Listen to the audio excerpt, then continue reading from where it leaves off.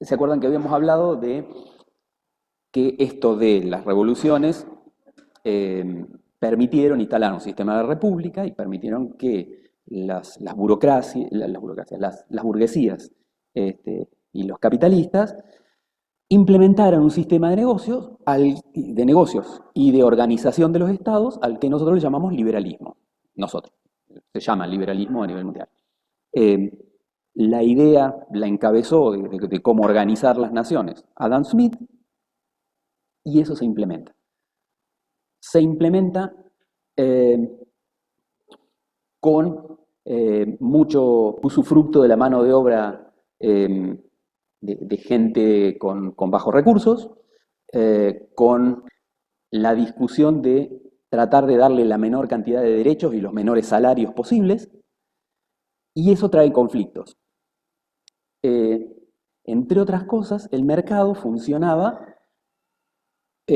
con ganancias, pero con ganancias, digamos, bastante limitadas por las posibilidades de consumo. ¿Y por qué estaba limitada por las posibilidades de consumo? Bueno, básicamente porque los que podían consumir eran los pocos que estaban en clase media, media alta, y los de clase alta. Y los de clase baja consumían lo mínimo para la subsistencia. Se centró todo en lograr eficiencia en las industrias. ¿Por qué? Y porque de la eficiencia de las industrias ibas a sacar la ganancia. En ese interín, este modelo trajo bastantes disputas a nivel popular por esta cosa de que sobrevivir con lo mínimo indispensable no es del todo placentero y porque además, todavía encima, aún sobreviviendo con lo mínimo indispensable, se cometían abusos por parte de los dueños de la fábrica, de las empresas y todo lo demás. Entonces, eh, esto lleva a conflictos, aparece un filósofo planteando un modelo diferente en el cual plantea el hecho de que lo que estaba trayendo el conflicto es que hubiera alguien dueño de que se llevara todas las ganancias del esfuerzo de los que trabajaban y entonces plantea un sistema de repartir las ganancias entre los que trabajan y dejar, digamos, e implementar un modelo donde no existieran los dueños, y acá aclaración, porque cuando se quiere criticar a este modelo, eh, digamos, se usa en forma adrede esta cosa de decir, el comunismo te quita la propiedad privada. Y en realidad el planteo es propiedad comunitaria de los bienes de producción. Ese es el planteo concreto, porque el ojo está puesto en que la industria, el campo o lo que sea que produce, eso es lo que debe ser repartido entre los que ponen el esfuerzo para producir, ¿sí? Entre los obreros. No que vos no puedas tener tu propia casa o tu propio auto, ¿no? Digo porque lo he escuchado mil veces cuando se le hace crítica a esta cosa de decir, ah, viene el comunismo y no vas a poder tener tu auto, te van a sacar todo lo que tenés. Y digamos, el concepto de propiedad privada no está en discusión dentro del modelo. Nada, comentario. Lo cierto es que esto genera revueltas, esas revueltas desencadenan que en lugares donde todavía se seguía con un sistema de reinado, o en el caso de Rusia, de zares, que es más o menos lo mismo, y que ya veían que el sistema liberal estaba haciendo agua, ¿qué deciden hacer? Y bueno, deciden ver de probar con este modelo comunista. Si me piden opinión personal, le fue para la bastante mal, sobre todo, digo, se me ocurre que hubieran podido tener alguna chance con un modelo trotskista, con las ideas de Trotsky, filósofo él, pero no. Lo que se implementó fue las ideas de un Stalin militar que dijo, el Estado controla todo, el Estado es el que reparte, el Estado es el que asigna funciones a todos, y entonces pasó a ser el Estado organizado así comunista, en realidad como un gran patrón de una gran empresa que era todo Rusia. Digamos, y finalmente no cambió nada, ¿no? No cambió nada del problema esencial que era el esfuerzo de los trabajadores, no vuelve a los trabajadores. ¿Sí? Después estuvimos viendo el conflicto concreto de ¿Qué pasa con el capital? ¿No? Y esta cosa de la bancarización y los préstamos. Y el hecho de que siempre que hablemos de sistemas con bancarización y préstamos, tenemos que hablar de seguir imprimiendo billetes. O sea, hacer que el capital crezca, porque de lo contrario se entra en lo que se llama recesión. Y es, deja de circular plata en la calle, porque siempre hay que poner más plata de la que te prestaron, y finalmente se para el mercado, básicamente porque no hay plata para comerciar. ¿Sí? Entonces vos tenés que ir insuflando dinero en el mercado y bueno, la discusión siempre entre los economistas es cuánto insuflás, o sea, cuánta plata pones en el mercado, cuánta fabricás, ¿sí? Y esta cosa de mantener el equilibrio entre eh, lo que se produce y el dinero que se pone en funcionamiento para que no haya o inflación, que es esta cosa de produzco más dinero de lo que produzco en materias primas, o deflación, que es produzco menos dinero, entonces el dinero empieza a valer mucho más, o peor aún, no produzco el dinero y tampoco produzco materia prima, o sea, materia prima, tampoco produzco bienes de comercio, y entonces entro en una recesión. O sea, las fábricas no funcionan porque nadie tiene plata para comprar, la gente no puede comprar y entonces las cosas no valen nada porque las venderías por 3 centavos si tuvieras oportunidad, pero nadie te las compra. Entonces vos decís, sí, baja la inflación, ¿sí? Porque vos decís, uy, las cosas no aumentan, la plata vale mucho, pero vale mucho y no vale nada, porque vale mucho pero nadie la tiene. Entonces no mueve el mercado, ¿sí? Así que digo, es todo una búsqueda de un equilibrio sano, esto de cuánto se reparte. Norteamérica había pasado por un momento de conflicto económico. Allá por 1906, más o menos, tuvo grandes problemas económicos, tuvo problemas económicos porque tuvo problemas con las cosechas, tuvo problemas con la mala producción, tuvo problemas de terremoto que se le destruyó una ciudad completa. Y en todo eso, esa problemática de no tener dinero, aparecen banqueros que tenían bancos en cada uno de los estados norteamericanos y ofrecen crear en asociación con el estado norteamericano un gran banco que financie los gastos, lo que se conoce como la Reserva Federal de los Estados Unidos. ¿Qué genera esto? Para crear ese gran banco, los Estados Unidos tienen que entregar todo el oro que respaldaba su moneda a este gran banco, la Reserva Federal de los Estados Unidos, y a partir de ahí, esta asociación de banqueros más el Estado comienza a imprimir billetes que reemplazan al oro. Pero claro, volvemos a la de siempre. Yo tengo 100 de oros, donde empecé a bancarizar, presto 100, ahora me deben 120, yo voy a necesitar, para que esto no se desarme, imprimir 20 más. Y entonces ahora el precio de cada billete bajó porque yo sigo teniendo 100 lingotes de oro y hay 120 billetes ahora en el mercado. Entonces, necesariamente el valor de mi billete va bajando, va cayendo. ¿Qué es lo que hace que mi billete siga teniendo valor a nivel mundial? Bueno, que al resto también le va a pasar lo mismo. El resto también va a tener que imprimir. Entonces, yo siempre comparo, no mi billete con mi reserva de oro. Comparo mi billete con el valor de los billetes de otro, porque es con el otro con el que voy a tener que hacer transacciones. ¿Eh? Entonces, siempre está cuánto vale mi billete en función de los billetes del otro. Bien, y acá está la parte que me había olvidado de comentar en la vorágine de contar tantas cosas. ¿Qué pasa después de la Primera Guerra Mundial? Después de la Primera Guerra Mundial, hay algunos empresarios, entre empresarios lo venían haciendo, esto de yo invierto capital, me convierto en socio de una empresa, y en función de que la empresa tenga ganancias, como yo soy socio, gano por eso. Bien, para 1925, más o menos, empiezan a hacer, digamos, más público esto de invertir en empresas, hacerse socio de empresas. Empiezan a abrir el juego a inversores. Y en este abrir el juego a inversores, empieza la clase media a también invertir. Obviamente mucha menos plata, pero empieza a ser socio, a tener bonos de las empresas.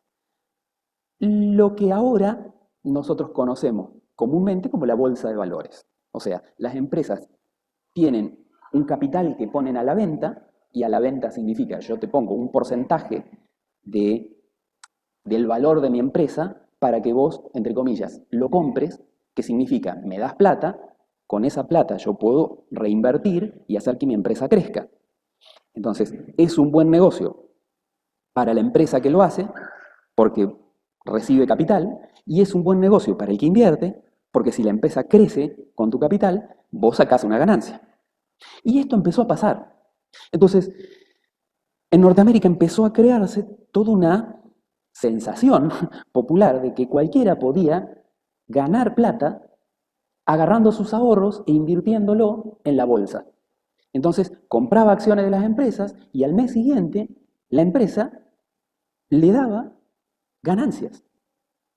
Y entonces se empezó a jugar con esto también de decir, bueno, te doy un poquitito de ganancias y me quedo con el resto para que vos hagas valer tu inversión. Y todos tenían buenas ganancias, porque obviamente todas las empresas empezaban a recibir dinero y al recibir dinero se ponían en producción y cada vez la cosa iba aumentando más, al punto tal de que ya la gente invertía en esta bolsa de valores hasta lo que no tenía.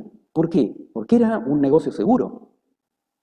Era un negocio seguro hasta que en 1929 ocurrió que un día se produjo una desinversión. Hubo mucha gente, unos cuantos empresarios que sacaron mucho dinero de las empresas. Y el valor de esos bonos bajó muchísimo porque la empresa se había quedado sin capital. Claro, la gente, el común de la gente que no sabía nada de economía, que solamente invertía porque era un buen negocio, de golpe empezó a ver que el buen negocio no era un negocio seguro, era un posible negocio cuando todo funcionaba a favor mío, pero me podía funcionar en contra. O sea, de hecho, a los que esa empresa se descapitalizó, los bonos le valieron re poquitito. Claro, empezó el miedo. Y entonces muchos empezaron a retirar sus bonos.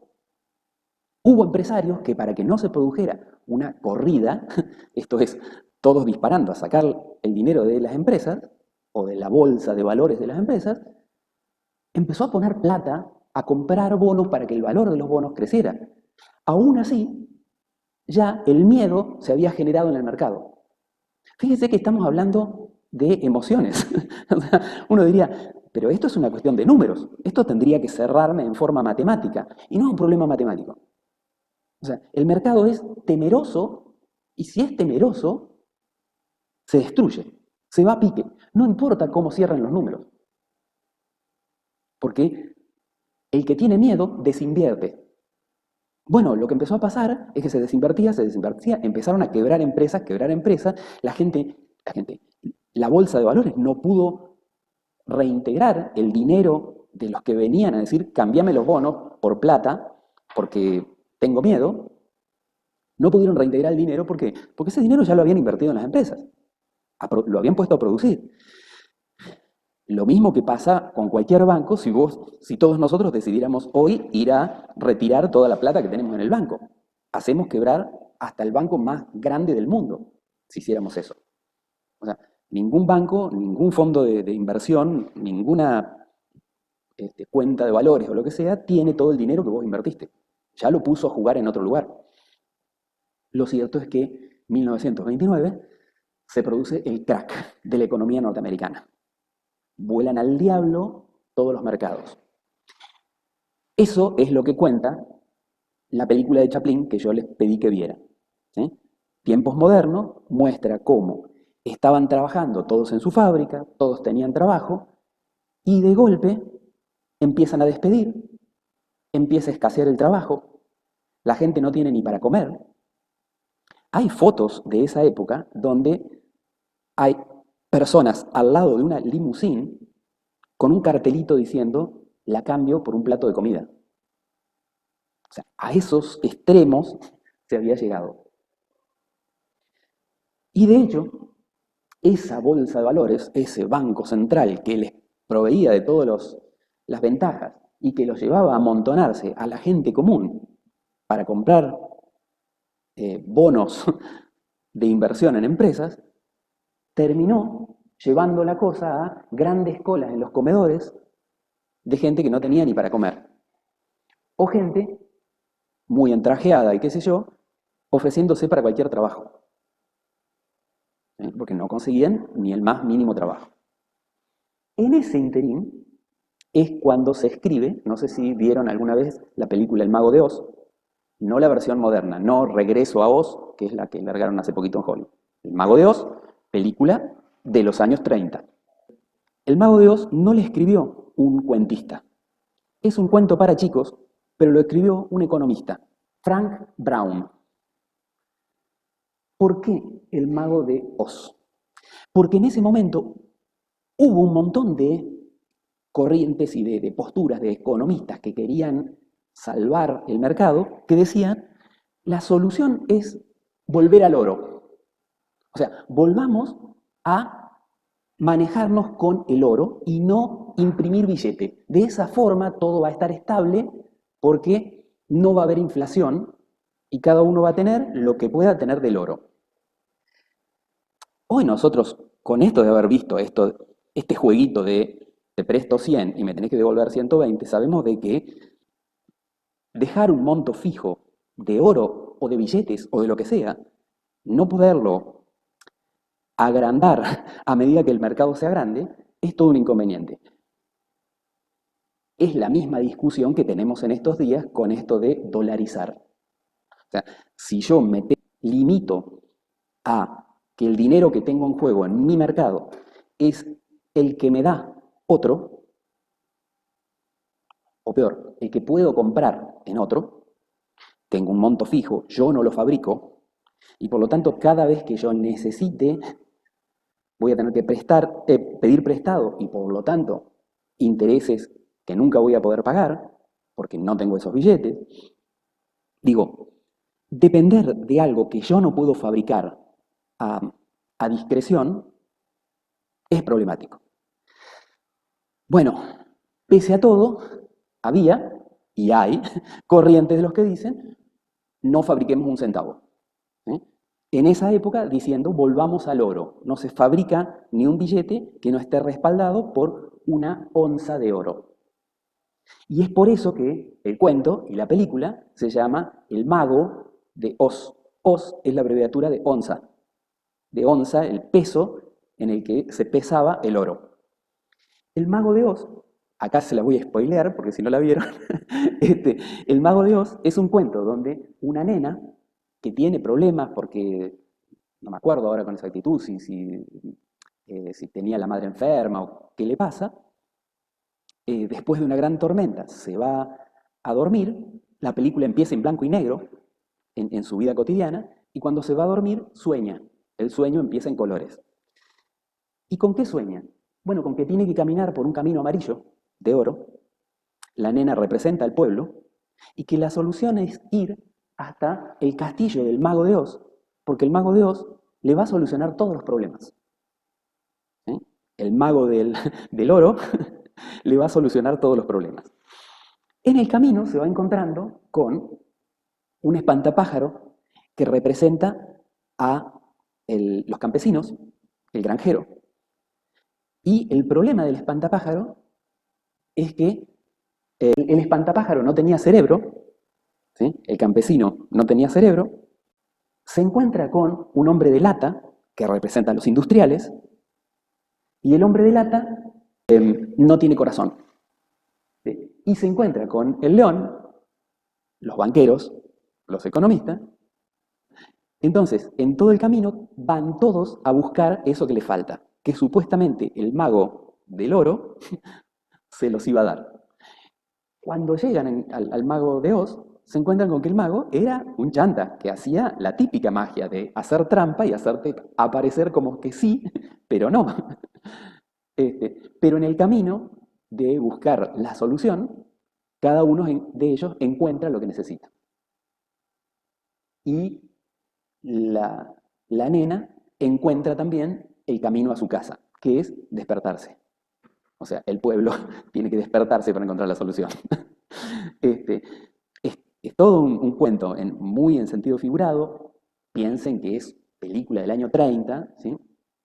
O sea, no esperen digamos, las pompas, los efectos especiales de Hollywood de la actualidad, pero está muy bien pensada esta cosa de qué te ofrece el mercado y a qué aspiran cada uno de los distintos sectores de la sociedad, ¿no? Bueno, pero y el tema es, ¿y cómo se solucionó esto? Bueno,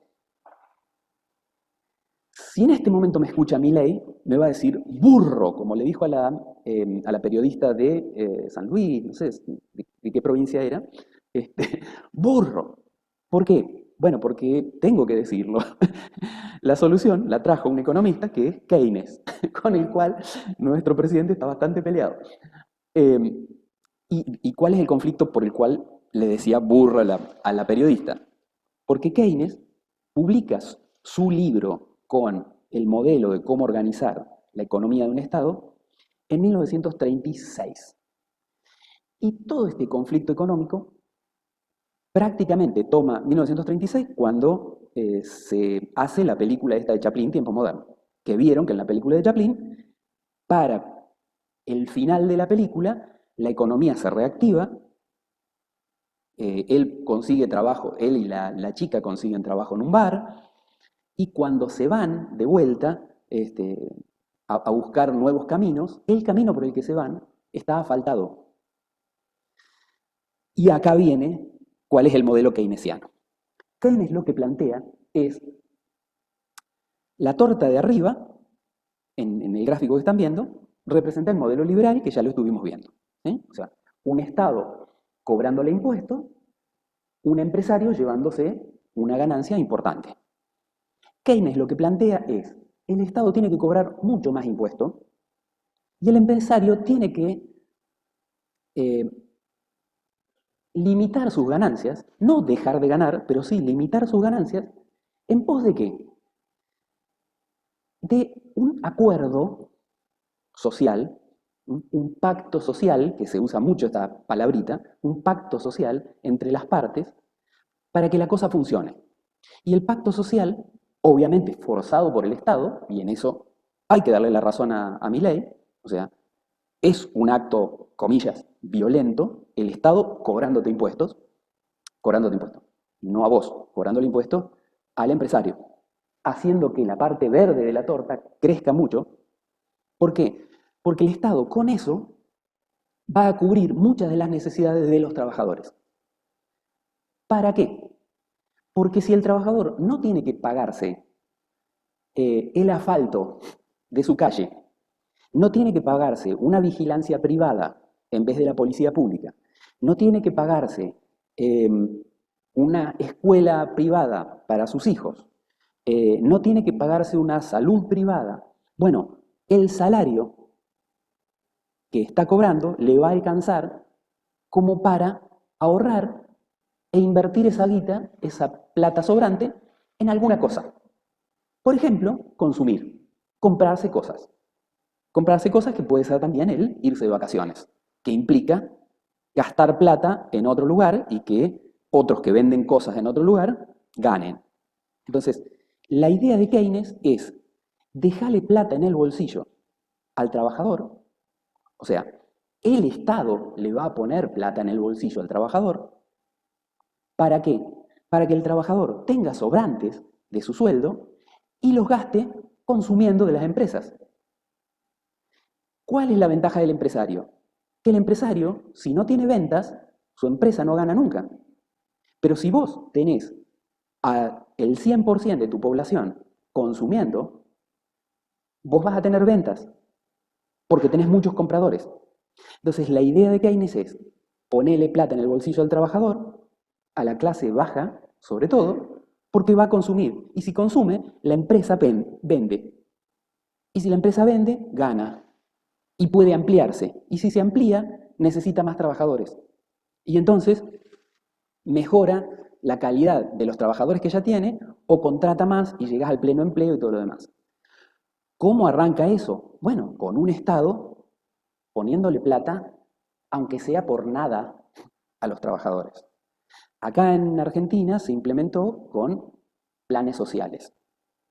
Algo similar se hace en Francia o en España, que en vez de planes sociales se llaman seguro de desempleo. Vos te quedás sin trabajo y el Estado te sigue pagando.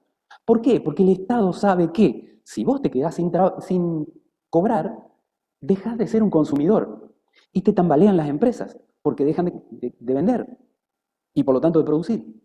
Entonces, la lógica del mercado es, no importa que vos te quedes sin trabajo, yo te sigo poniendo plata. ¿Sí? Para eso necesito un Estado grande, un Estado que cobre muchos impuestos. Bueno, a ver, sí, sí, me está diciendo grande y honesto el Estado. Sí, y acá viene la otra cosa, digamos, yo acá estoy mencionando los modelos, porque uno desde mirar el modelo puede decir, ok, me quedo con el keynesiano, o hasta podrías decir, me quedo con el trotskista, ¿sí? Ahora, el tema después es, bueno, ¿quién lo implementa? ¿Cómo lo implementa? ¿Cuántas manos en el medio hacen cosas desastrosas? ¿Cuántas concesiones haces en forma arbitraria con determinadas empresas o con determinados sectores sociales? Ah, bueno, digo, yo les cuento el modelito así básico. Después, claro, este es el modelo keynesiano básico. Después, a la hora de la implementación, están los intereses personales humanos dando vuelta. Este cuento con el que arrancamos allá cuando miramos neurociencia. Vos tenés impulsos individuales y tenés impulsos colectivos. ¿Sí? Las emociones individuales de me salvo yo, como yo, me reproduzco yo, bueno, te llevan a la mezquindad, a hacer trampitas y qué sé yo, y no pensar en lo colectivo. Eso genera algunos modelos que son individualistas. Liberalismo, que es individualista, neoliberalismo, que es individualista, ni que hablar de anarcocapitalista. Un anarcocapitalista significa, anarquía significa no tener cabezas, no tener líderes, no tener leyes. Y es, eso en criollo es cada uno que se salve como pueda, ¿sí? Al no tener leyes de juego. De hecho, el concepto del anarcocapitalismo es destruir la estructura del Estado para que no haya leyes y a lo sumo, para que no se desbande todo, tener reyes locales, ¿sí?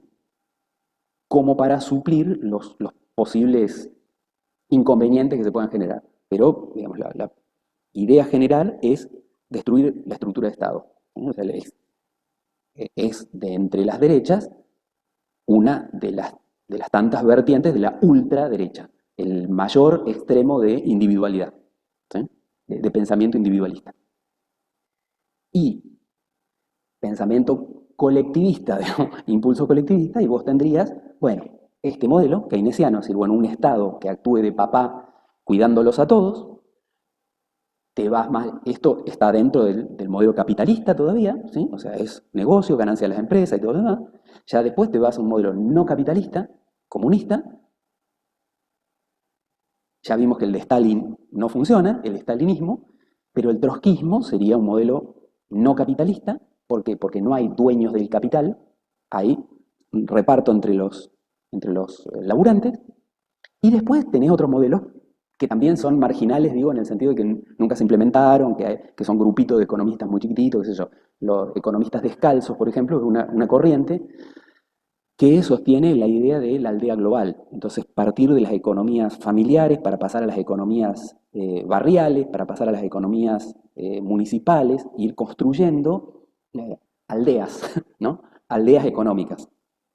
Eh, nada, todos estos modelos tienen que ver con la calidad de los ciudadanos, básicamente, porque es lo que me planteaba recién él. Dice, bueno, ¿hasta dónde es implementable si alguien mete la mano en la lata? Y bueno, entonces digo, los modelos funcionan en tanto también tengan un reaseguro de que controles que nadie lo inflinja. Digamos, los modelos en la teoría andan espectaculares, cuando, cuando lo llevas a la práctica y depende quién metió la mano en la lata, y se fue todo al diablo. ¿Sí? Sujetarlo a un sistema moral de un individuo o de varios individuos es hasta peligroso, porque digo, ¿cuán seguro estás de que esos individuos siempre sean morales y no se les suelte la chaveta en algún momento? Entonces, la estructura que tenemos nosotros es, bueno, es una moralidad consensuada que tiene que ver con la creación de derechos a través de Cámara de Diputados y Senadores. Entonces, eso te garantiza qué se puede y qué no se puede. ¿Sí? Así es la mejor de las moralidades, qué sé yo, pero claro, claro, porque digo, siempre caes en esa, decir, bueno, en estos días que estamos viendo, vos decís, hay corrientes políticas que vos decís, estos tendrían que votar hacia este camino y están votando hacia el otro, y vos decís, pero ¿cómo? ¿No era que yo a través de esto me aseguraba por una cuestión de consensos y ¿no? dónde pusiste el voto, los criterios de moral? Bueno, sí, digo, a la hora de hablar de la implementación, bueno, todo es perfectible, digamos, por ser bueno. Este, pero bueno, sigo con esta idea. Modelo keynesiano. Modelo keynesiano que se aplicó antes de que Keynes hubiera publicado su libro, en 1936, ¿sí? Pero obviamente lo publicó antes porque para publicar un libro vos la idea la tenés que tener masticada mucho tiempo antes. Keynes, mucho tiempo antes de publicar su libro, ya le estaba, porque este lío que se armó en Norteamérica, como Norteamérica tenía negocios y mercados afuera de Norteamérica, piensen que había quedado muy bien posicionada después de la Primera Guerra Mundial, porque tenía muchos deudores en todo el mundo de haberles provisto de materia de producción mientras los otros países estaban guerreando. Norteamérica en la Primera Guerra no entró a pelear.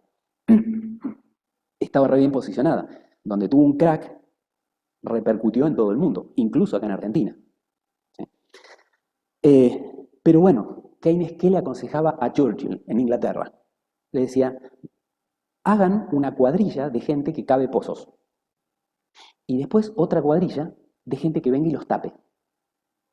Vos decís, eso es ilógico. No, lo que les estaba diciendo es, armar un grupo de gente y ponerle plata en el bolsillo por cualquier razón, y a otro grupo de gente también ponerle plata en el bolsillo por cualquier otra razón. No importa. ¿Eh? Lo importante es que haya actividad, que se genere, que la gente tenga plata, que consuma. En el caso de Argentina, fíjense, este es un diagramita de la participación en el salario de los trabajadores. Participación en el salario significa cuánto cobras de esa torta, digamos, cuánto te llevas de esa torta, que tiene que ver con este modelo de decir, si yo cobro bien, en proporción a la plata que hay circulante, yo puedo consumir. Claro, es la tajada de los trabajadores, el 50-50 que vos decías. ¿Sí? O sea, fíjense, esto es la primera subidita en la curva, en el 47 más o menos, es cuando empieza Perón con sus gobiernos y qué sé yo. Cuando llega al pico, al 50%, en el 53, 54, por ahí, viene el golpe de Estado del 55 y caída de la curva. Después, ¿cuándo vuelve a tener una subida? Empieza a subir en el 65 más o menos, Ilia. En el medio, gobiernos militares, golpes de Estado. Ilia tiene una bajada en el... Ilia y después hay un gobierno militar en el medio, después Perón, ¿sí? Perón muere y piquito que baja, ¡pum! Golpe militar, 76, subida, bajada, pero siempre con poca guita de por medio, y acá empieza a subir en el 89 más o menos, por ahí, que es época de Menem, dura 2 años, que son los 2 primeros años donde Menem vende, privatiza todas las empresas, entonces hay mucha plata disponible en el mercado, y acá, cuando ya vendió todo, y entonces empieza a gastar la plata, y obviamente caen los salarios. Sube de la rúa, esta curvita para arriba, y colapso de la rúa, y acá empieza Dualde, Kirchner, Kirchner, Kirchner, Kirchner, y acá el 2015, Macri empieza a bajar, sube Alberto Fernández, bueno, y ahora esto no lo podemos ver, ¿sí? Lo que está pasando en este momento, que es una caída como de un 30% para abajo, ¿sí? Pero no lo tengo en la curvita, ¿sí? Digo, eh, cuando uno ve números, cuando uno ve diagramas, ve claramente en qué momento se aplicó una política o se aplicó otra. O sea, ¿tuviste plata en el bolsillo o no tuviste plata en el bolsillo? Después la discusión está en el concepto de bienestar, ¿sí? Porque ligado a este concepto de modelo keynesiano está el bienestar de los individuos. Claro, un economista te dice el bienestar es si vos tenés plata. Un humanista te va a decir bienestar es lo mismo que estar bien. Y entonces empieza la discusión sobre los derechos y la equidad de la repartición de la cosa y a quién le corresponde y a quién no le corresponde. Entonces empezás a discutir el fino del asunto.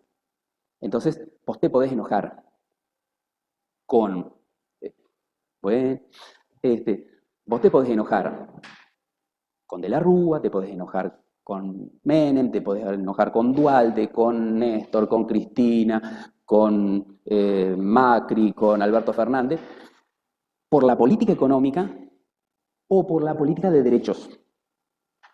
Atrás de tengo más o menos plata en el bolsillo y qué me permite hacer tener esa plata en el bolsillo. Porque si las leyes no están armadas como para que yo pueda hacer, bueno, es otra historia, ¿sí? Entonces, nada, quería contar eso. En el intermedio, hay más variantes de modelo, porque yo como que lo planteé en esto de cómo se fue desarrollando en la historia, liberalismo, keynesianismo, y después vamos a mirar neoliberalismo. Y no me meto en mucho más que eso. Bueno, ¿hay más variantes? Sí que hay más variantes. Digo, bueno, una es la que tenemos ahora, ¿no?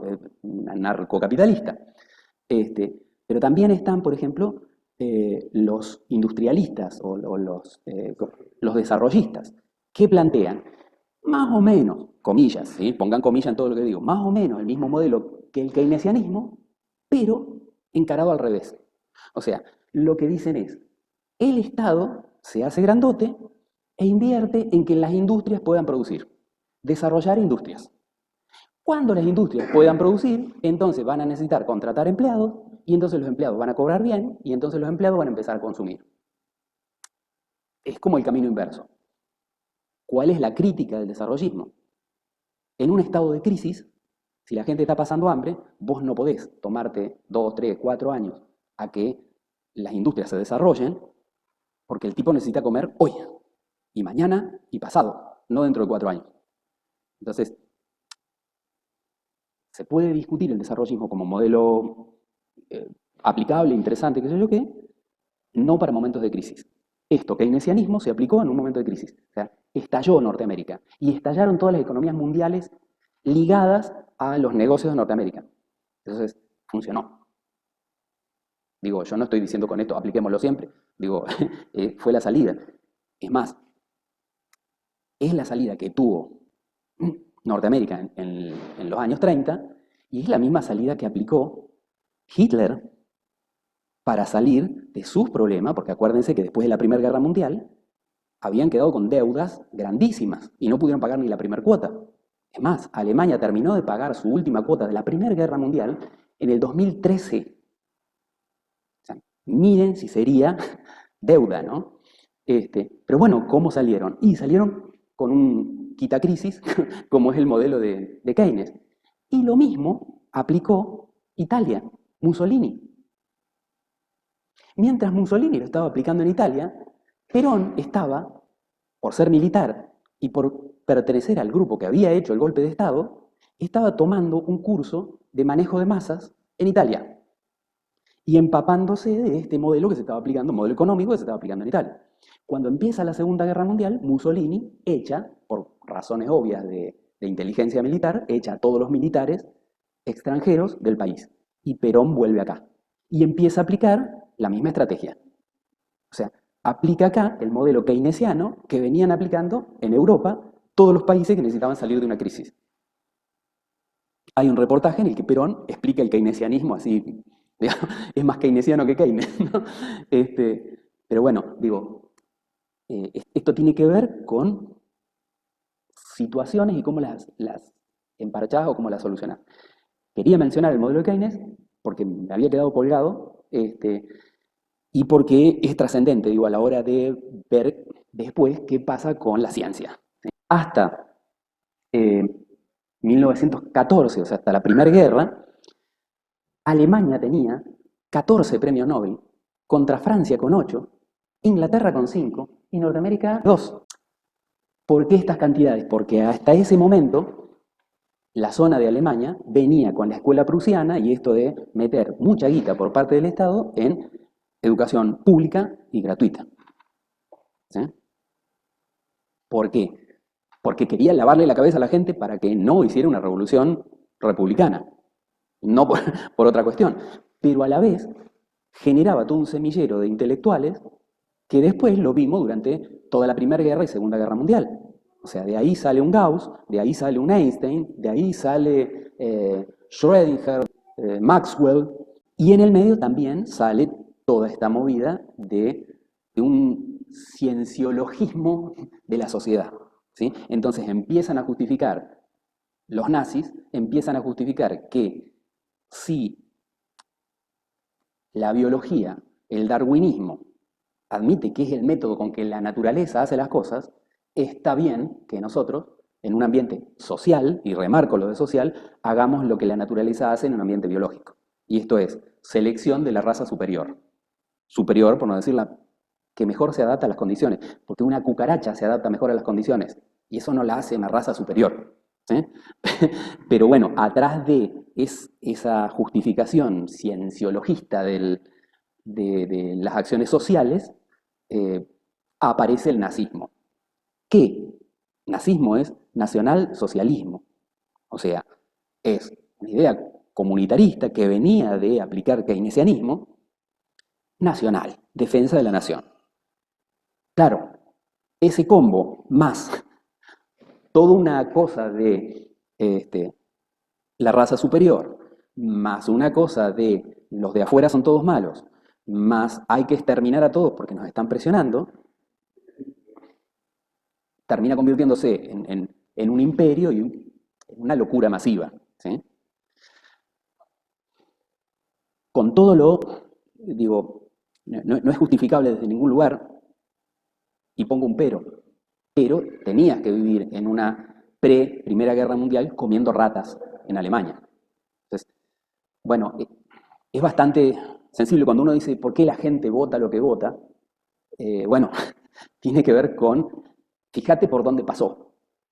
Entonces, podés interpretar algunas otras cosas, ¿no? Habíamos estado viendo finales de la Edad Moderna, principios de esta edad contemporánea, cuando empiezan las revoluciones, con la escuela prusiana funcionando a full, el surgimiento de un Gauss dentro de ese modelo de la escuela prusiana. Y no es casual que esa universidad donde sale Gauss, Göttingen, va a ser la escuela productora de todos los cráneos de la Primera y la Segunda Guerra Mundial. ¿Sí? Ya habíamos estado viendo esto. Habíamos visto también a Lobachevsky y a Bolshoi produciendo material por separado de geometría hiperbólica, esto de una geometría que no encaja con los 5 postulados de Euclides, o sea, es una geometría no euclidiana, entonces había que analizarla por separado porque tenía otras condiciones. Los ángulos de los triángulos, cuando vas a hacer un triángulo decís, bueno, tengo 180 grados con los ángulos, la suma de los ángulos internos, y vos te ibas a una geometría hiperbólica, y la geometría hiperbólica, los ángulos eran mayores de 180. A ver, digo mayores. Sí, mayores de 180 grados. Y vos decís, bueno, tengo que romper con todas las premisas que establecí para hablar de una geometría tradicional, plana, llana, ¿no? Así que estos dos estudiaron, cada uno por separado, uno en Rusia, otro en Hungría, estudiaron geometría hiperbólica. Habíamos visto a Riemann, y que Riemann también había estado trabajando, otro más egresado de Göttingen, discípulo de Gauss, Y como Gauss había trabajado en geometría no euclidiana, Riemann, su tesis doctoral es en superficies también no euclidianas. No me acuerdo puntualmente.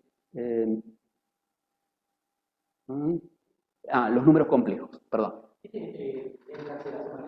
¿Mm? ¿De la? Sí, sí, sí. La producción que tiene de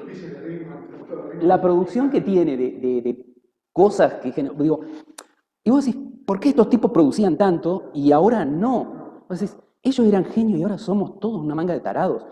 No, pues, también es posible. Pero, pero lo que pasa es que esto que estábamos, ¿por qué estábamos viendo la línea de tiempo de lo político y lo económico y todo lo demás? Porque estos muchachos se criaron en la época en que se aplicaba el liberalismo y los que accedían a las universidades eran todos gente o acomodada, o clase media alta o alta, los hijos de la clase media alta o alta, o a lo sumo, un Gauss que venía de clase baja, pero que la clase alta lo becó para que se dedicara solamente a eso. Claro. Qué pasa a partir de ahí, el entreguerras, ¿sí? Cuando aparece el keynesianismo y Segunda Guerra Mundial? Necesitas más científicos y sobre todo científicos que no tengan tanta plata, porque los que tienen plata no van a ir a la guerra, los que tienen plata no van a ir a las industrias a tomar decisiones o a estar actuando de capataz del resto de los empleados. Entonces, ¿qué haces? Abrís las universidades, las haces públicas y gratuitas para tener mucha producción de intelectuales que ahora no te importan que sean de clase media, porque va a ser un trabajador más. En esa época era una casta intelectual, no por nada eran las escuelas de altos estudios. ¿Por qué? Porque vos te distinguías por tener mucho conocimiento, entonces vos te dedicabas tu vida a pensar. Hoy tenés que dedicar tu vida a pensar también cómo llegas a fin de mes, a pensar a qué supermercado vas a conseguir la promoción más barata para comprar el Morphy, los impuestos, no sé qué, presentar notitas acá, notitas allá para que todo te encuadre dentro de la legalidad y todo lo demás, dar muchas clases para que te salga un sueldo y en tu rato libre, si no estás destruido y llegas a tu casa con alguna neurona despierta, producís 2 renglones por día. Y estos tipos escribían libros y libros y libros de 600 páginas cada uno. Yo, a ustedes creo que no se lo dejé colgado, pero yo siempre suelo chusmear, así tipo diccionario, un libro que produce Isaac Asimov, que es en realidad una línea de tiempo de todas las producciones científicas, técnicas, industriales y todo, a lo largo de toda la historia de la humanidad. Y es un librazo que no sé, debe tener como 1600 páginas. Y es 2 renglones para cada una de las actividades que se ha hecho. Vos decís, ¿cuánto te llevó recopilar todo esto? O sea, a mí no me alcanza una vida para recopilar toda esa información. Claro, pero él tenía a su vez un montón de seguidores, ¿no? A los que los hacía trabajar en esta área. Él publicaba porque él era Isaac Asimov. Entonces se daba el tiempo también para escribir Yo Robot, ¿sí? Y que después se haga una película. En realidad sí hizo 5 libros de la saga que no fueron hechas película, pero digamos, es más completa. Decís, ¿en qué momento escribís todo eso? O sea, no te da la vida. Bueno, sí, en las condiciones socioeconómicas en las que se movían en esa época, sí te daba la vida. Porque estabas en otra realidad. La realidad actual es que el que hace ciencia es un trabajador. Y que generalmente no te pagan demasiado por hacer ciencia, te pagan por dar clase. Pero un problema que me sorprende es que aún en las universidades ya europeas, con investigadores excelentemente pagos, encerrados, la gente maravillosa, y demás, no producen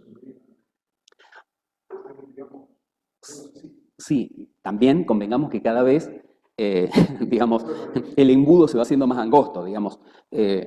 A un Hamilton, no te digo que le resultó fácil, ni que era nada intuitivo, ni nada por el estilo, pero vos ya tenías un Gauss que había generado un modelo de los números complejos. Entonces vos decís, bueno, si tengo un eje de las X, puedo tener un eje imaginario, digamos, y doble rayita, ¿no? Con números y minúscula, ¿sí? a 90 grados. Y bueno, a ver, de ahí a construir un volumen de 3 dimensiones, donde cada eje también tenga un eje imaginario, bueno, no estoy muy lejos. Ahora, Gauss ya creó los imaginarios. Hamilton ya creó los cuaterniones. ¿Qué hago yo? ¿Sí? Es más, ya siguieron creando, porque con esto de la teoría de cuerdas, ahora se han creado dimensiones que son dimensiones retorcidas, ¿sí? O sea, la nueva dimensión es el rotor, ¿sí? O sea, un vector que gira alrededor de los ejes de dimensiones. Esa es una de las 11 dimensiones de la teoría de cuerdas. O sea, por citar una, ¿sí? O sea, son, en vez de ser vectores fijos en el espacio, son rotores, ¿sí? Un vector giratorio alrededor de ejes. Y es ortogonal a los demás. Porque no está en la dirección del eje, sino a, comillas, 90 grados, continuamente a 90 grados, aunque si vos operás con ese rotor, te da el producto en el eje de X. Entonces digo, bueno, pero se te va angostando el camino a la hora de hacer cosas. Y sí, cada vez necesitas como agudizar más, necesitas un entrenamiento más, eh, no sé, por ahí digo un disparate, pero digo, necesitas encontrarte con gente piola que te allane el camino. Porque... Sí, sí. Sí, o sea, de hecho, los que están haciendo investigación en matemática hacen esto. Digo, le siguen buscando la vuelta alrededor de estas cosas. Sí, sí, sí, sí, sí. Sí. Eh, Para llegar a esos puntos, lo que pasa es que antes de llegar a esos puntos, llegabas ¿por qué? Y porque por esta época la educación era prácticamente individualizada. O sea, se te sentaba un profe y te decía, bueno, primero, comete todo este libro, ¿sí? Y vos te tenías que dedicar solo a eso. No, a mí me pasó, bueno, esto de ponerse autorreferencial es feo, pero digo, McLuff, el que creó esta universidad, el que estuvo como decano, el primer decano de esta universidad, perdón, de esta facultad, era un doctor en matemáticas. McLuff viene de La Plata. Él estaba trabajando en la Universidad de La Plata, en el Departamento de Matemáticas, y trabajaba también en el Observatorio Astronómico de La Plata. Y bueno, ya que estoy, me acuerdo de contarles la anécdota, Gauss, entre otras cosas, trabajó con astronomía. Siguió órbitas de planetas y qué sé yo qué. Cuando los astrónomos logran ver un, un planeta muy chiquitito, planetitas le suelen llamar, o sea, un cachito de tierra que no da como para que vos hables de que es un planeta, pero sí está orbitando alrededor del Sol, eh, Gauss le dan 2 o 3 observaciones del planeta y Gauss hace los cálculos y predice la órbita del planeta. O sea, qué velocidad se mueve, por dónde pasa y todo lo demás. Y a partir de ahí ese planeta lo podés encontrar, el planetita lo podés encontrar. eh, ¿Eh? No, no, no, no, no, no, no, no. Más chiquitito. Eh, no me voy a acordar el nombre.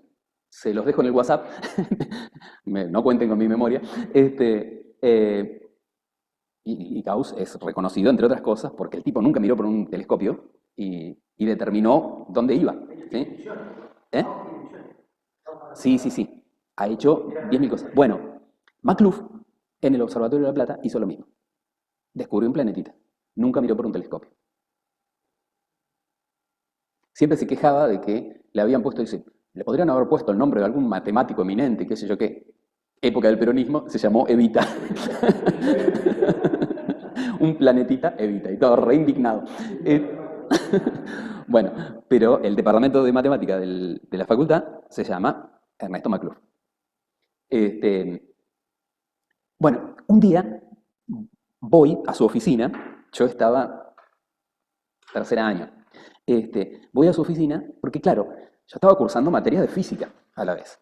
Y en física te decían rotores, ¿sí? Rotores, esto que estábamos hablando recién. Y en matemática no habían visto nunca rotores. Estaba cursando análisis 3. Análisis 3 que era análisis en n dimensiones, y análisis 4 que nos daba un tipo también que era viajero, y nunca supe qué nos quiso dar. Porque, porque, él hablaba de espacios. Nunca dibujó nada en el pizarrón, ni una ecuación, nada. Eran poemas que iba dibujando en el aire, ¿no? Pero hablaba de cómo hacer biyecciones entre espacios de diferentes tipos de dimensiones. Qué sé yo. Pero los rotores, nunca. Entonces, voy un día, porque me quedaba el hueco de la parte física, voy un día a la oficina de McClure, digo, estoy necesitando entender esto. Para eso es bueno vectores y tensores de Santaló. Ya vamos a mirar quién es Santaló cuando veamos historia de matemática argentina. Este, oh, y agarra el libro y dice, sí, el capítulo 1 te lo tenés que leer, y, capítulo, y también, si no, no puedo saltear. El 3, el 4, me salteó el 9, eran 16 capítulos. Eso, yo fui a consultarlo, ponele, qué sé yo, un jueves a las 6 de la tarde. Me dice, bueno, léetelo y venite mañana a las 9 de la mañana y lo charlamos. Era todo el libro, todo un libro de matemática en unas horas. Y venite mañana a la mañana y lo charlamos. Era de esta camada, era de estos tipos que su vida, punto. O sea, todo el resto puede esperar. Y claro, a ver, me había dado bolilla McClure, no era cualquier profe, era McClure. Así que me puse a tragar como un animal. Nada, se me cruzaban los ojos. Al otro día me presenté con fiebre porque me volaba la cabeza, pero en serio, me volaba la cabeza. Y nada, y el tipo se suponía que yo ya sabía todo el libro y a partir de ahí me explicaba cosas. Digo, ese estilo de formación es el que vos tenías en una época donde te podías despreocupar de todo lo demás, donde no tenías problemas económicos, los solucionaban tus viejos que eran empresarios, banqueros o lo que sea, no tenías problemas para, qué sé yo, que alquilar el departamento, porque tenías una casa con ama de llave y sirvientes y qué sé yo, que hacían todo por vos. Vos lo único que perdías una hora en comer. Listo, el resto era para dedicarte a la matemática. Entonces, claro, es una construcción totalmente diferente la que podés hacer desde ahí. Desde estar continuamente conectado al mundo de las ideas, como diría Platón, ¿no? Pero bueno, nada. Eh, en el medio de eso, fíjense que estamos hablando todos, son antes de Primera Guerra Mundial. Bull, George Bull, antes de la Primera Guerra Mundial, fabrica, ¿por qué? Porque le resulta atractivo trabajar una matemática binaria, ¿sí? En base 2, en vez de una matemática en base 10 o en una base 60 como los sumerios, y desarrolla cómo puede operarse con esta matemática donde tenés ceros o unos. Y eso quedó colgado en la historia porque a nadie le interesaba sacar cuenta con ceros y unos. Era ridículo sacar cuenta con ceros y unos. Salvo por qué. Y bueno, porque un fenómeno como Alan Turing, la otra película que les dejé para ver, eh, ¿cómo se llamaba esto?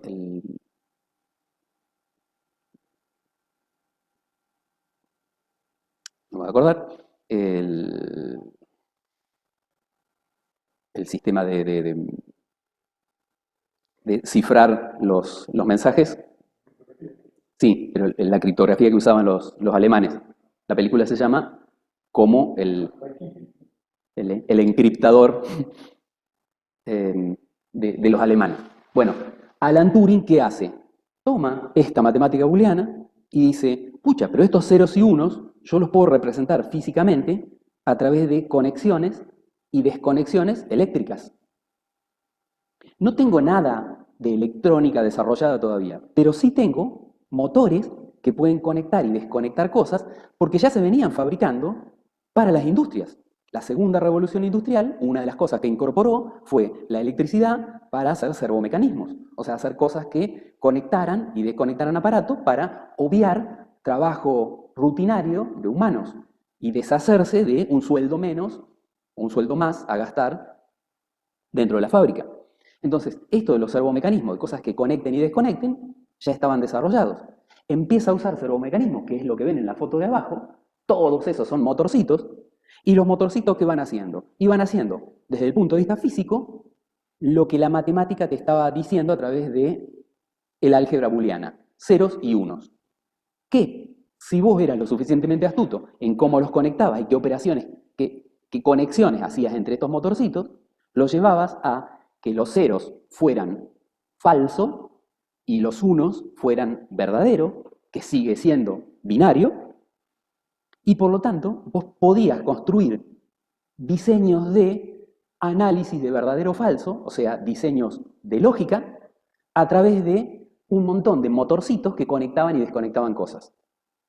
Esa primer máquina que diseña, lo que va a hacer es probar todas las combinaciones de verdaderos y falsos posibles para chequear, para testear ese sistema de cifrado que tenían los nazis para pasarse datos durante la guerra. Porque los nazis habían hecho esto, inventar un código, ahí está, código Enigma, la máquina se llamaba Enigma, inventar un código que se lo ponías a la máquina y entonces cada vez que vos mandabas información a través de esa máquina, te aparecía cifrado, o sea, del otro lado no salía la información que vos le habías puesto, sino la información modificada por el código. Y el detalle era que si vos sabías el código para traducirla, estaba todo bien. Pero como era un código de cifrado tan largo, vos necesitabas hacer, no sé, 58.000 millones de chequeos para ver cuál era. Físicamente no le daba la capacidad a un ser humano ni a un grupo de seres humanos a hacerlo. Lo que plantea Turing durante la Segunda Guerra es una máquina que lo va a hacer mucho más rápido, que no se demora en chequeos. Cuando coincida, te da el verdadero, y mientras tanto, falso, falso, falso, falso. Y lo más problemático es vos decís, bueno, pero si tengo el tiempo suficiente, yo puedo seguir probando y probando. No, el código cambiaba cada 24 horas. O sea, vos lo podías llegar a encontrar, pero lo encontrabas en la hora número 24 y ya no te servía más. Y tenías que empezar de vuelta. Entonces, inventa esta, la máquina de Turing, pero a partir de ahí termina la Segunda Guerra Mundial y se genera toda una escuela alrededor de las máquinas de Turing. Y es máquinas que pueden comenzar a hacer análisis lógicos de las cosas, que pueden empezar a operar con información. ¿De dónde sale? Y de un tipo de las altas escuelas, de los altos valores económicos y todo lo demás, como George Bull, que lo hace porque le resulta matemáticamente atractivo. Para cuando llega a Turing lo contratan como laburante, junto con otro montón de gente, para descifrar un código en una Segunda Guerra Mundial donde vos ya tenías universidades a donde entraba la clase media porque necesitaban laburantes intelectuales. ¿Sí? Digo, el cambio que se produce en el medio. Y ese cambio está muy ligado con esto que pasó sobre los años 30 de la aparición del keynesianismo desde el punto de vista económico-político. Porque es esta cosa de decir, pongo al trabajador que antes era solo una herramienta de la fábrica, lo pongo también como parte de la construcción de lo que a mí me interesa, que es ganar poder. Lo uso para ganar poder. Lo uso para ganar poder como trabajador intelectual, lo uso para ganar poder metiéndole plata en el bolsillo, no porque yo sea bueno, sino porque si él tiene plata en el bolsillo, él consume y yo gano. Que de última es el keynesianismo. O sea, los modelos económicos no son ni buenos ni malos. Funcionan o no funcionan en determinados momentos. Distinto es esta cosa que hablábamos de lo moral, que es, bueno, estado de bienestar o de estar bien y la construcción de derechos a través de leyes, que tienen que ver con qué posibilidades tenés de vivir como querés, sin jorobar al otro. ¿No? Bien. Cantor. Cantor, fíjense que muere ahí cuando ya había empezado la Primera Guerra, pero el desarrollo de su vida también es uno de la primera camada, digo, de estos que eran gente que se dedicaba solo a pensar. ¿Y qué desarrolla este matemático ruso-alemán? Se pone a mirar, porque hasta ahora veníamos trabajando con las propiedades de la geometría, los tipos de espacios que tenemos, y Cantor lo que hace es decir, ¿de qué tamaño son los espacios que tenemos? ¿Todos los espacios infinitos son igual de infinitos? ¿Sabías que hay infinitos más grandes que otros? ¿Impresionado? Es que el infinito da para mucho, ¿eh? Podríamos estar hablando de él sin parar y no acabaríamos nunca. Pero hay una cosa que mucha gente no sabe sobre el infinito. Y es que no es el infinito, sino los infinitos, porque hay más de uno. Diferentes y algunos más grandes que otros. ¡Al infinito! ¡Y más allá! Así que a lo mejor él tenía razón.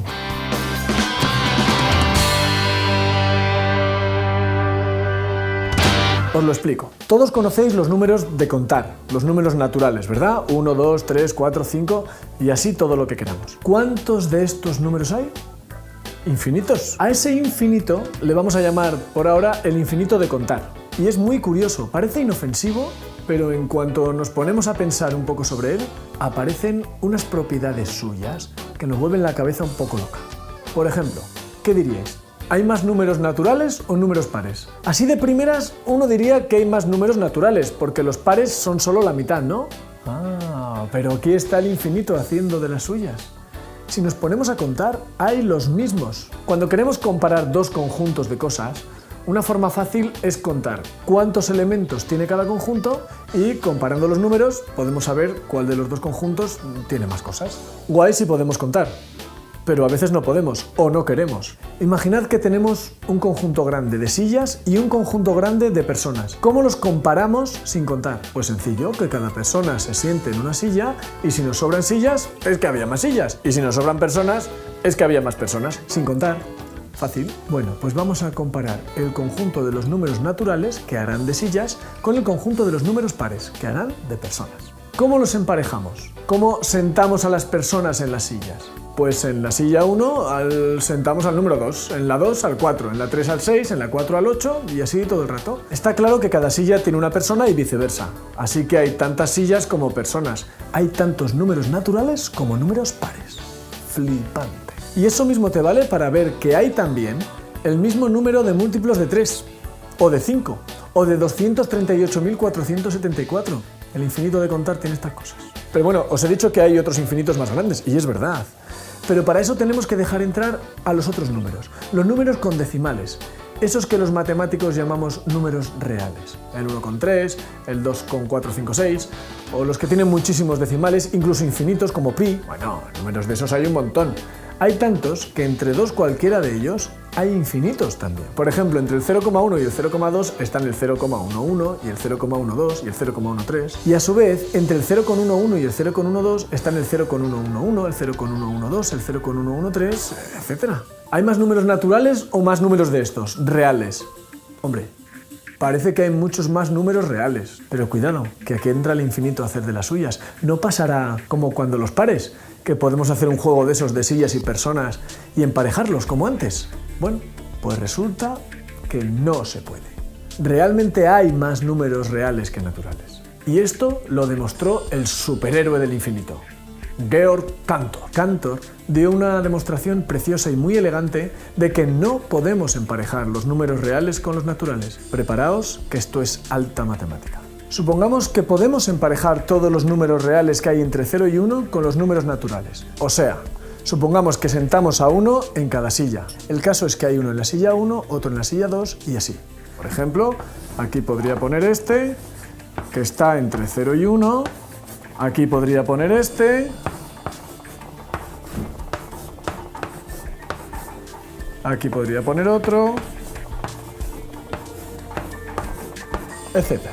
Bueno, pues vamos a construir un número que está entre 0 y 1 y que no puede estar en ninguna silla. Así que no era verdad que los podíamos sentar a todos. Bueno, pues elegimos como primer decimal uno diferente del primer decimal que tenga el que está en la silla 1. Como tiene un 2, voy a poner aquí un 3.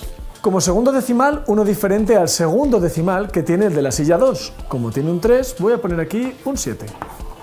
Como tercer decimal voy a poner uno diferente al tercer decimal que el que está en la silla número 3.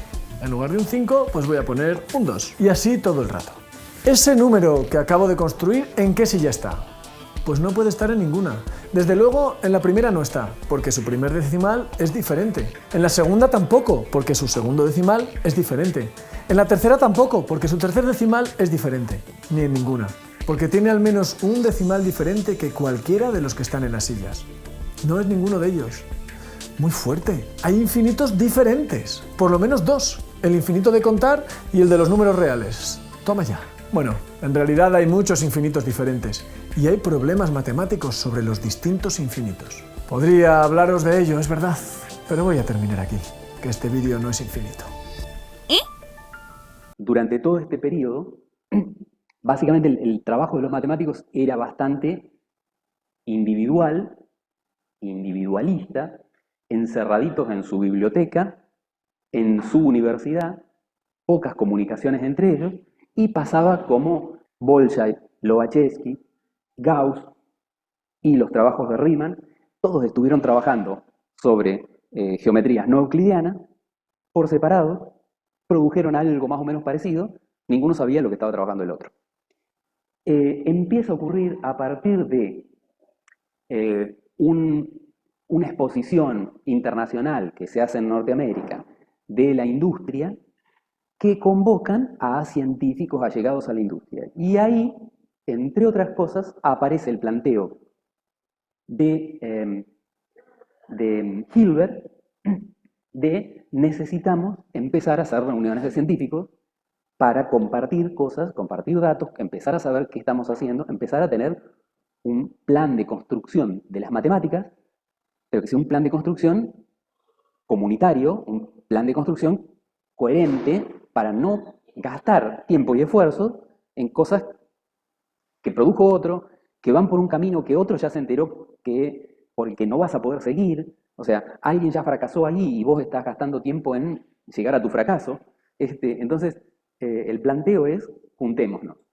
Y bueno, y un poco esto es lo que empieza a ocurrir, fíjense, en 1911, conferencia de Solvay, y se encuentran algunos así, nada, científicos de cuarto nivel, como puede ser María Curie. María Curie, después de recibir el segundo premio Nobel, ¿sí? No antes. Henry Poincaré, que por esa época ya estaban, es en 1911, son 6 años después de la teoría de la relatividad. Poincaré ya estaba muy amigo de Einstein y tirando teorías de la forma del espacio de 4 dimensiones. El número 3 es Rutherford. Rutherford es el que, haciendo bombardeos de átomos, descubre que hasta ese momento se creía que el átomo era una cosa maciza y que, como habían visto en algunos experimentos que los electrones se desprendían del átomo, o sea, que se podía electrizar los átomos, pensaban que los electrones estaban pegados sobre la masa positiva, o sea, era una pelota positiva con los electrones pegaditos alrededor, por los experimentos que habían hecho. Rutherford es el primero que bombardea el átomo, le tira carguitas positivas y ve que las carguitas positivas se desvían, algunas rebotan y otras se desvían. Entonces dice, para que se desvíen tienen que pasar muy cerca de una carga concentrada. Y es el primero que propone que las cargas positivas tienen que estar muy concentradas en un núcleo. Es el primero que propone el núcleo atómico. Fíjense, estamos hablando de 1900. Ahí, recién empezado en 1900. Y nos venimos a enterar de cómo es el átomo. Pero además desarrollamos una técnica para bombardearlo al átomo. O sea, para tratar de pegarle para ver cómo reacciona y entonces empezar a enterarnos de qué le pasa adentro. Cómo debe ser ese átomo para que reaccione de la forma en que reacciona. A partir de ahí es que se empieza a desarrollar todo este pensamiento de lo subatómico. O sea, estudiar por dentro del átomo.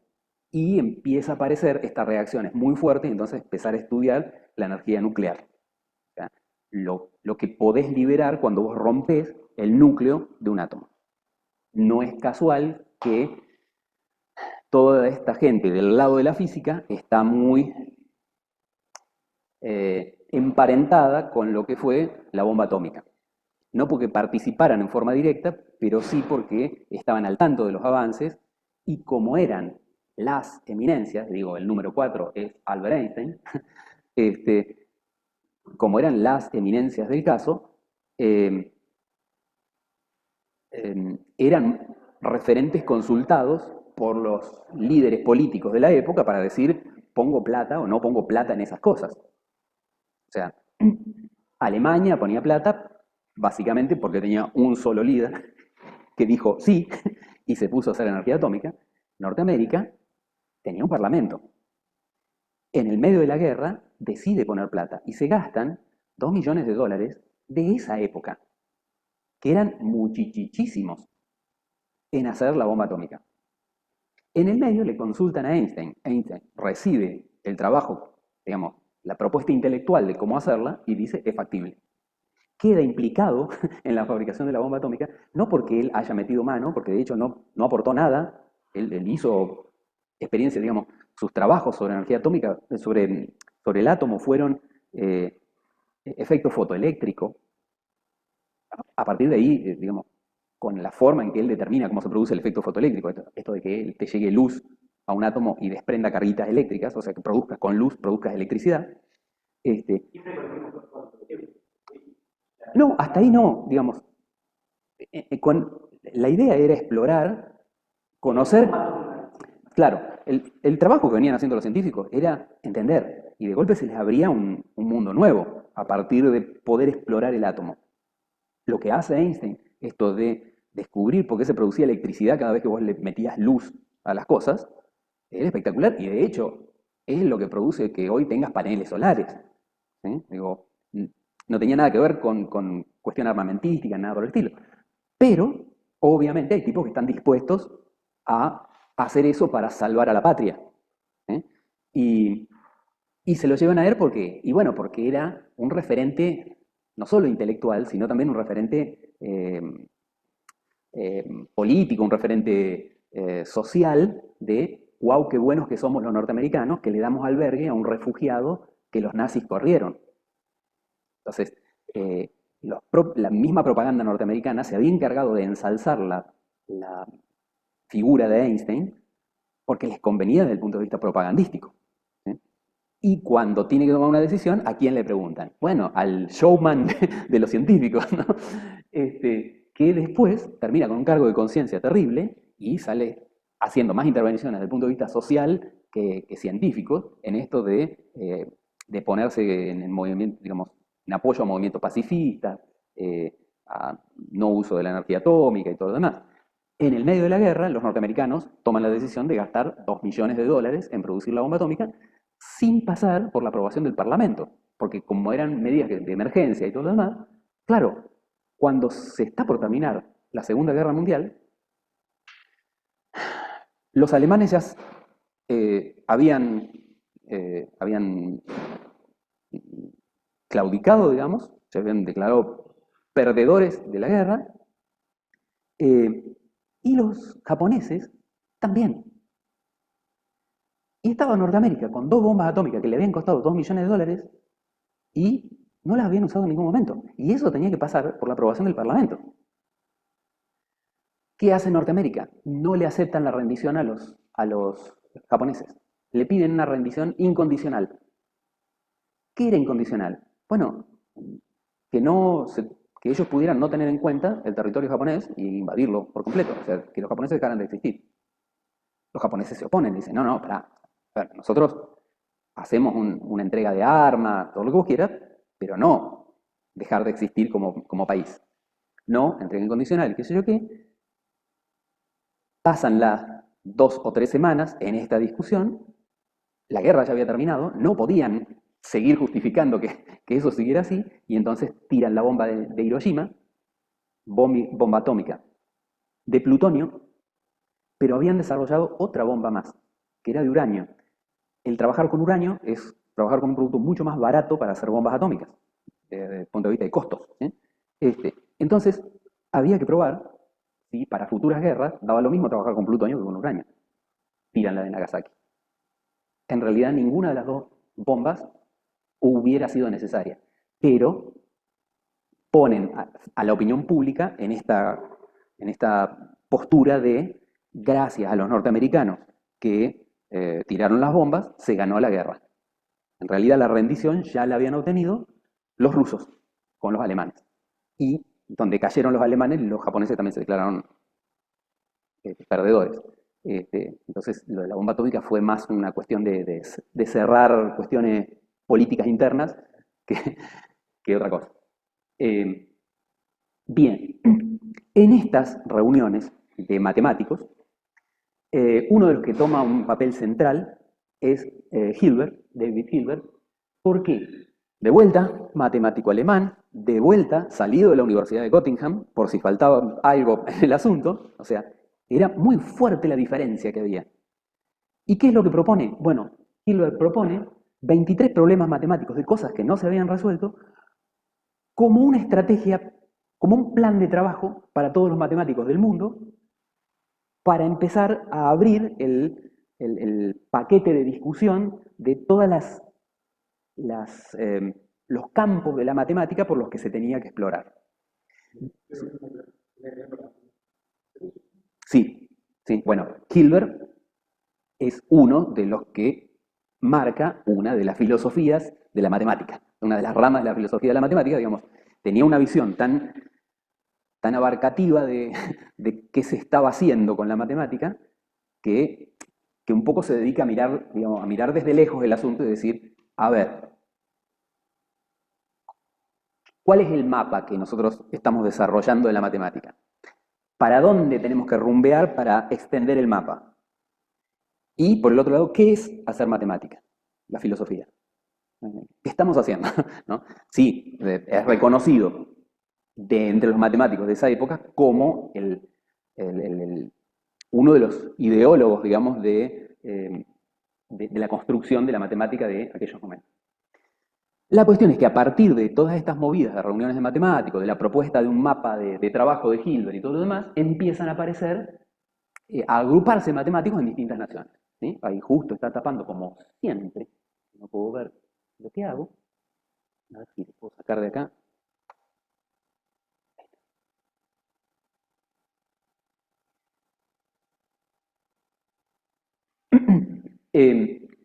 Arranca formándose The London Mathematical Society en 1865, fíjense que es previo a estas reuniones de matemáticos. La de Francia también es previa, en el 72. La del Matemático Círculo de Palermo también es previa a Primera Guerra Mundial y a estas reuniones de matemáticos. Y la única que aparece posterior, acá en la lista, es la nuestra, ¿sí? La UMA, la Unión Matemáticos Argentinos, que es del 36. ¿Sí?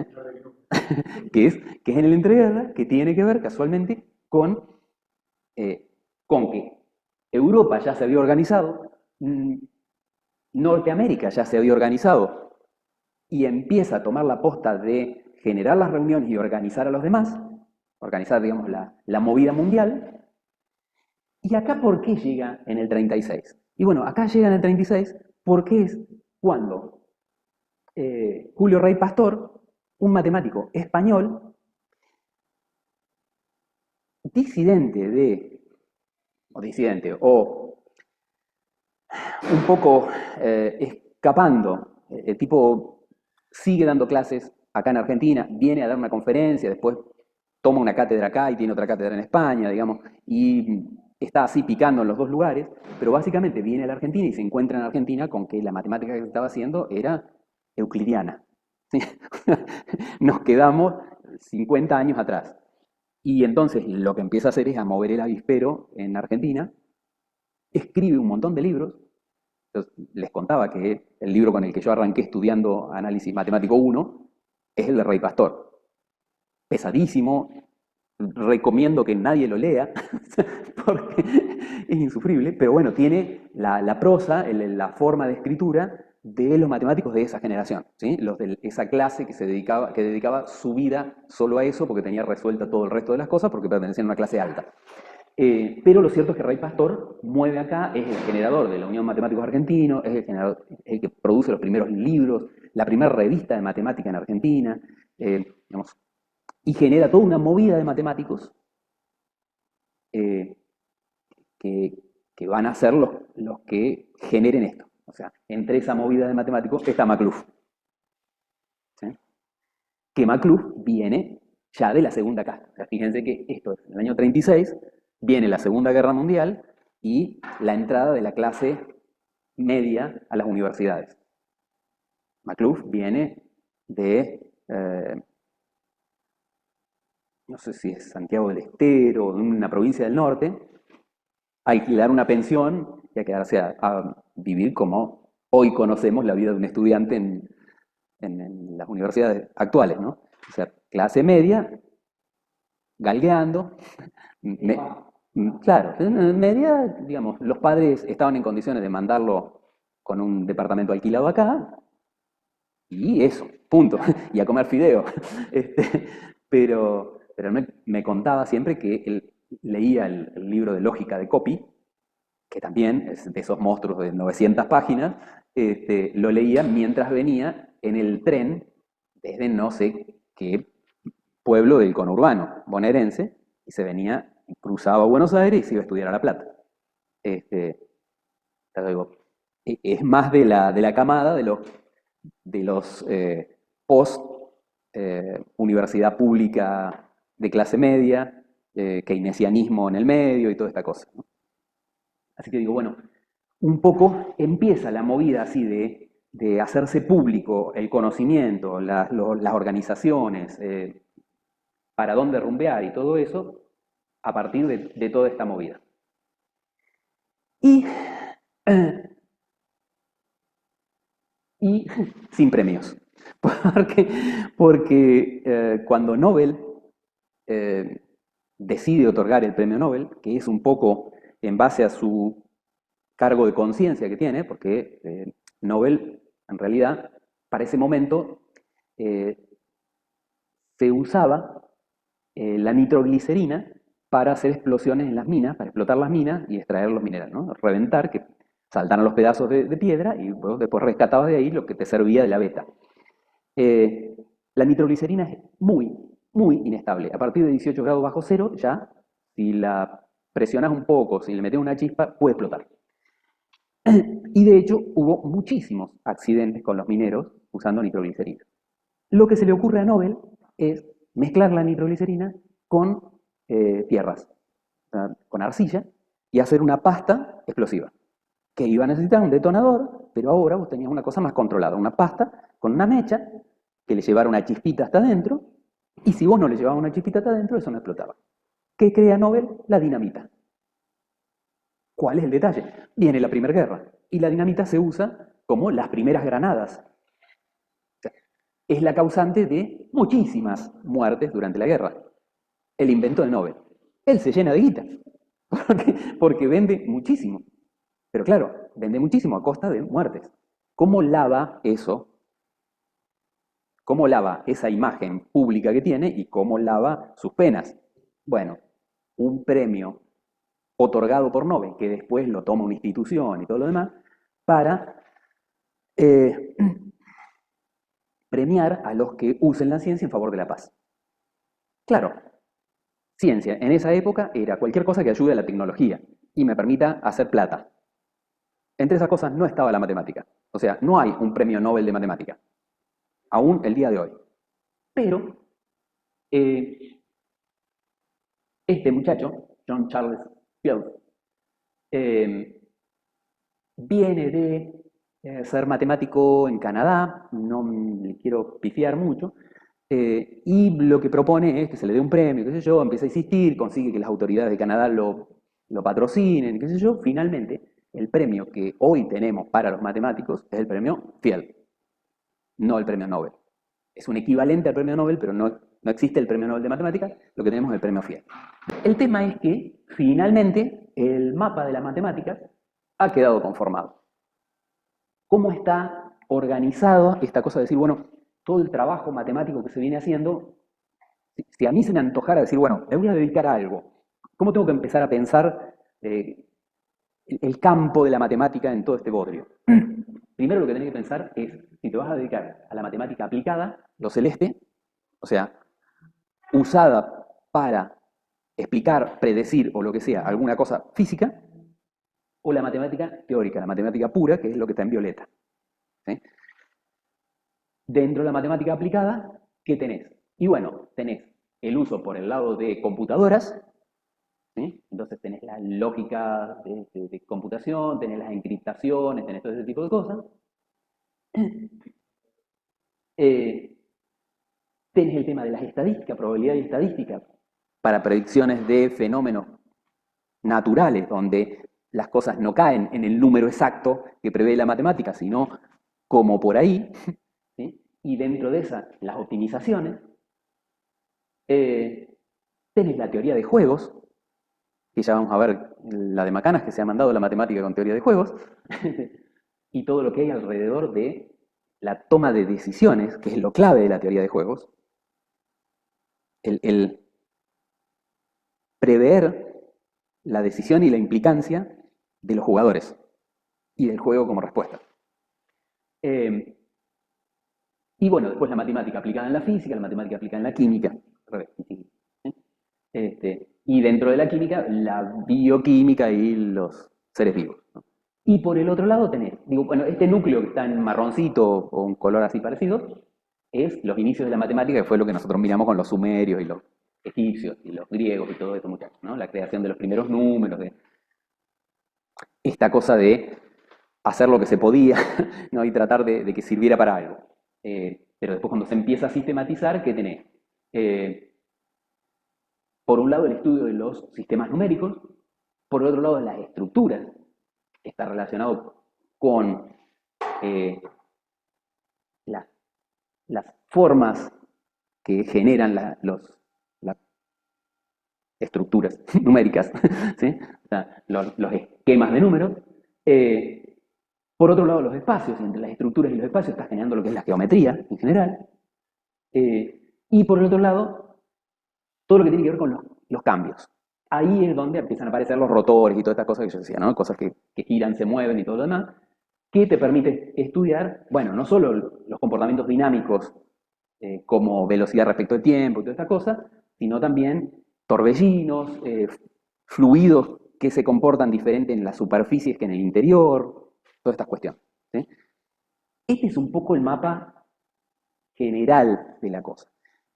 Después, a partir de ahí, ¿vos vas a trabajar en algo así de general? No, y probablemente si te metés en estructuras del espacio, te vas a meter a trabajar en espacios toroidales, ¿sí? Estoy señalando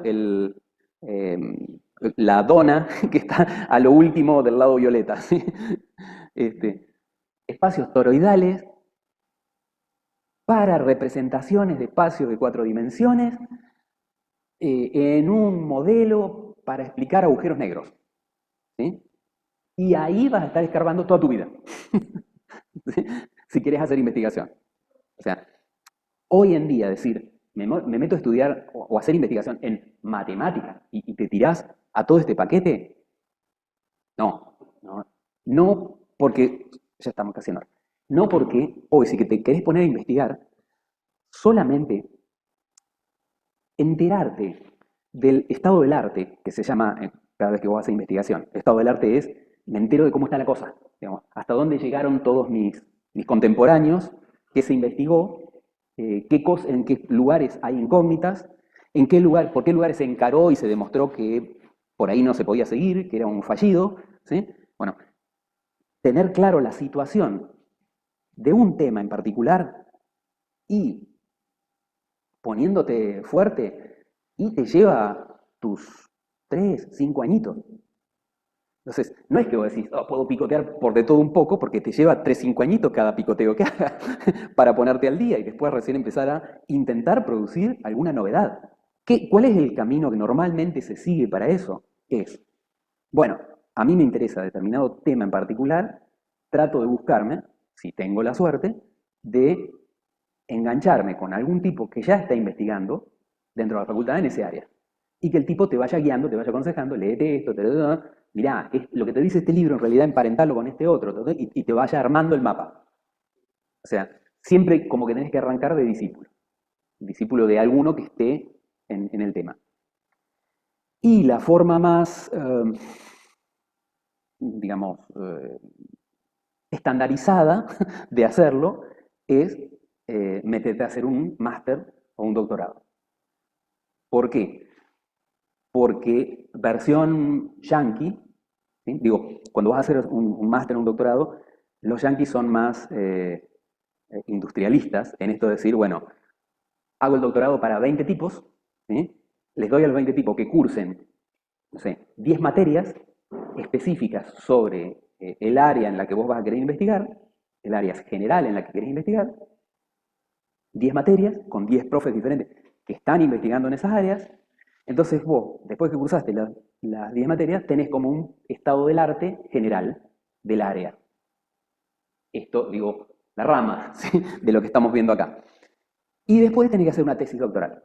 Y la tesis doctoral es 2 años más, o una tesis de maestría, lo que sea, otros 2 años más de leer y hacerte del estado del arte del tema específico sobre el que vos vas a hacer la tesis doctoral.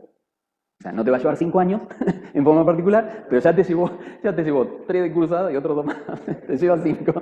Pero digamos, tenés una forma sistematizada de hacerlo. O sea, te dictan un curso de estado del arte general y después vos haces con un director de tesis el estado del arte específico y aportás algo, haces el primer aporte innovador a ese área. Si te sale. Si te sale el primer aporte y el tribunal que te va a evaluar ve que es un aporte interesante, te dan el título de doctor. Si no es un aporte interesante, pero hiciste un buen compendio del estado del arte, te dan una maestría. ¿Sí? Es un poco así el... Son títulos honoríficos, si querés, ¿sí?, que te los da una universidad dándote como el aval de solvencia de que vos estás en condiciones de hacer investigación en ese área de la ciencia.